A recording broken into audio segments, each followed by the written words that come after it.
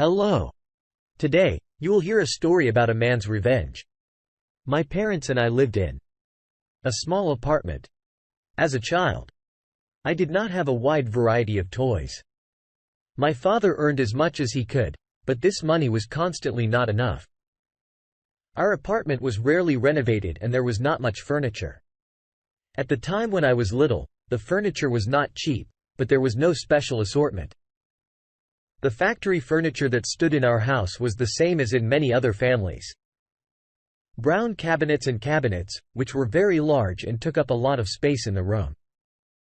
And to make furniture to order was very expensive. Since childhood, I loved to study how furniture is made. It was a kind of that could be assembled in various shapes and any size. I dreamed that when I grow up, I will have my own furniture factory where I can make very beautiful furniture. And so it happened. I worked at various furniture factories, carried out a variety of orders, gained experience in order to become a real master in this business. And I raised money to start my own business. Gradually, I managed to raise money with which I was able to buy my first equipment for the production of furniture. These machines were quite old, but still in good condition because I could not buy new equipment. And so my furniture company gradually began to develop. I was engaged in the individual production of cabinet furniture.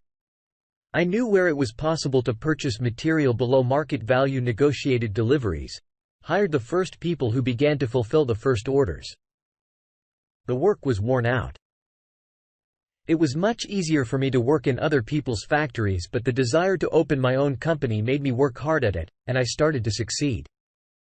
In this turmoil, I completely put aside my personal life. I didn't have much time to make friends or start a family, but soon an incredible change took place in my life. Her name was Audrey. We met her when I was just starting to develop my business. She was the daughter of one of my first customers. She had fiery hair and beautiful blue eyes.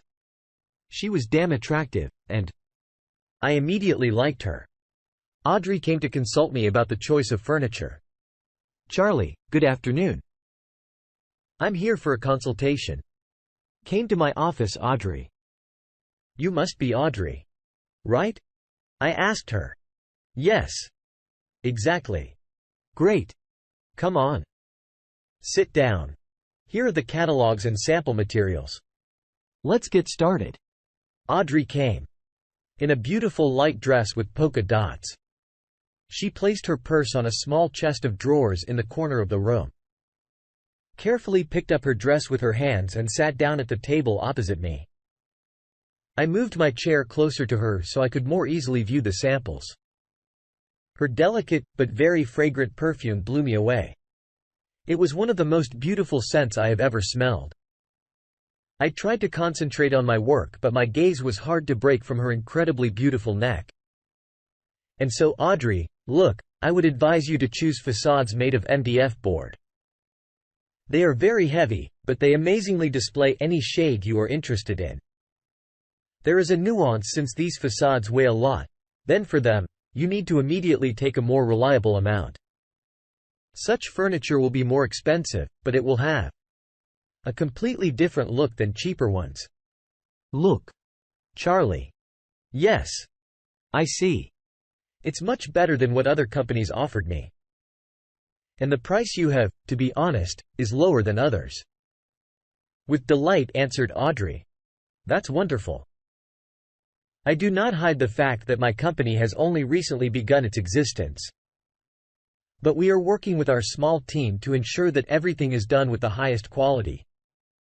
And at the same time, we reduce the price as much as possible. Charlie, I agree to opt for you." "Well, then I will prepare a contract and I will contact you soon." "Okay. Deal. Have a nice day, Charlie."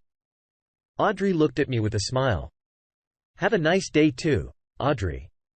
I smiled back. After a while, we finished Audrey's project. Everything was installed at home. I came to the site to inspect everything personally. Audrey was there. "Charlie, you finally arrived. I wanted to personally thank you for the work of art. I don't even know what to complain about. I have never seen a job done so well." With admiration, said Audrey. "It's very nice to hear that.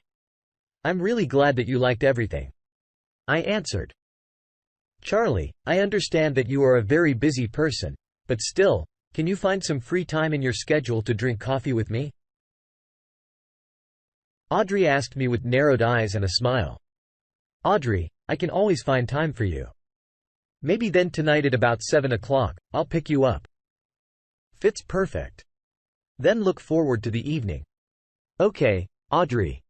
I'll pick you up." At this time, I felt like a boy in love who saw it in the clouds.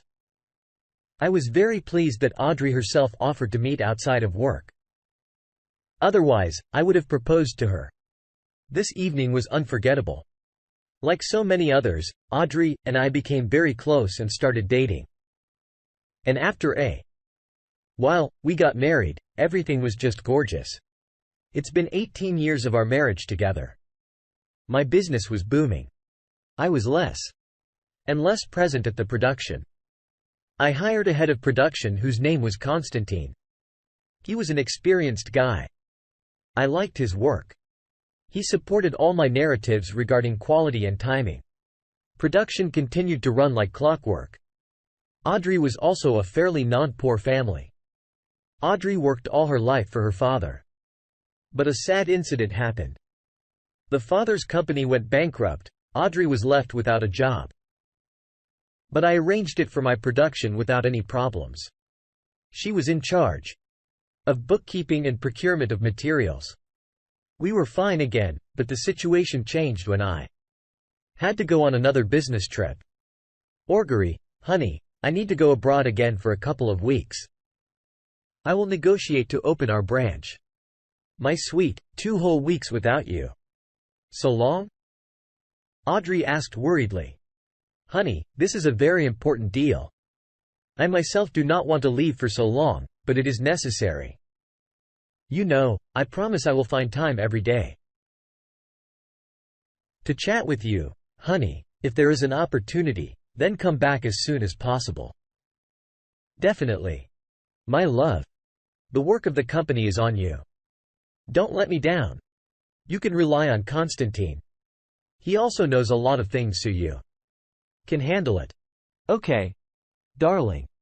And so I left on business. With Audrey, unfortunately, I did not get to talk every day.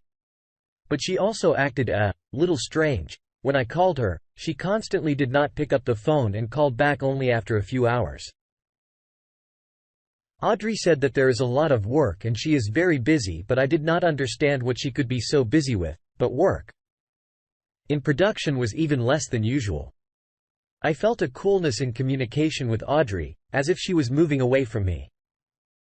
When I arrived, Audrey welcomed me with open arms. "Honey, finally you came. I missed you," Audrey said with a forced smile. "Hi, sweetheart.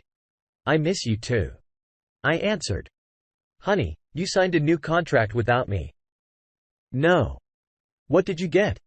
"It's just that you've been so busy all this time that I thought about a new deal." "No, darling. Just at one time, there were a lot of nuances and everything had to be resolved quickly.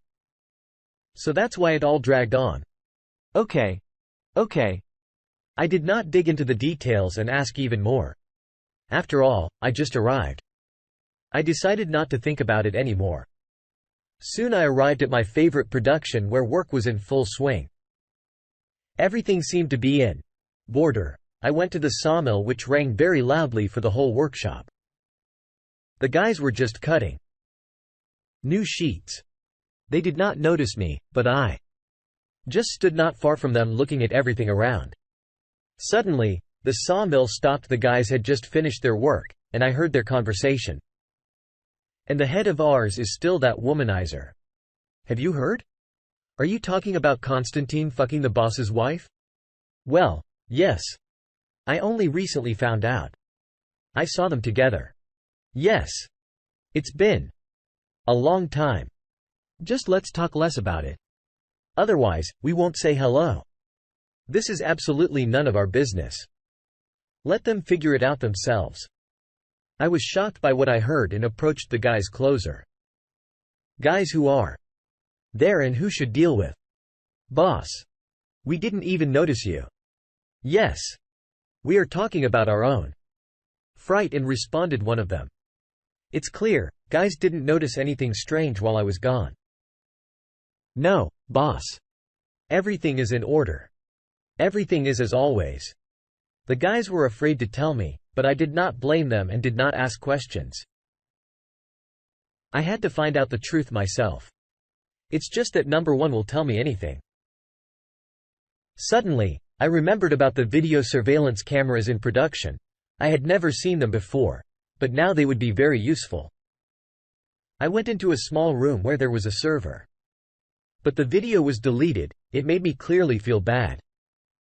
Very well, I had a remote server, and the video was copied and stored on the remote server.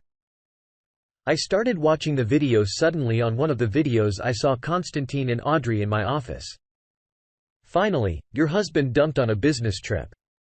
Constantine said with relief. Don't tell me. I'm so tired of him myself. It will be necessary to take this reduction to yourself as soon as possible. Audrey answered. So let's do it. Charlie will not have time to come to his senses as he will be on the street. Okay. Enough about my husband. Let's talk about more pleasant things. Audrey spoke playfully, pulling Constantine to her by the belt on his trousers. And then I saw them fucking right on my desktop. It hurt me to look at it. The bitter truth made me open my eyes. My life has been shrouded in lies and betrayal. Anger and hatred boiled in my head. I didn't understand why she did this to me. After everything I did for her, I paid this bastard a very good salary. And these bitches decided to circle me around their finger. When they stopped beating me, I understood only one thing: so that I could live in peace after such a betrayal, I had to take revenge on them in full. And I have a plan for revenge. I'll make those bastards sorry. Audrey, honey, I'm so glad. You and Constantine did a great job with everything while I was gone. And the guys did a good job, and we haven't had a corporate party in so long. I decided to have a party. In the afternoon, we will hold a meeting right at the factory. I want to personally thank you and Constantine. Dear, how nice to hear. And what did you prepare? It will be surprise. Audrey asked playfully. Yes, dear. You definitely did not receive such surprises from me. You will be simply shocked. This, I promise you. I answered with a wicked smile. And that day has come. We were located in the furniture assembly shop. There was a lot of space here. From the remnants of various materials, the craftsman made an excellent graphite-colored table. He was big and stable. I ordered snacks from a restaurant that was not far from us. Everything was ready for the celebration. Guys, I want to thank everyone for the work done. You all did a good job. Separately, I want to mention Constantine and Audrey. Guys, come to me. Audrey ran out to me with a smile. Constantine came up behind her. Guys, I decided to thank you exactly what you deserve. I hope you like it. I said and cut the rope. From above, attached to the ceiling, a huge poster began to unfold. This poster showed Audrey with her legs spread, between which was Constantine with a bare ass.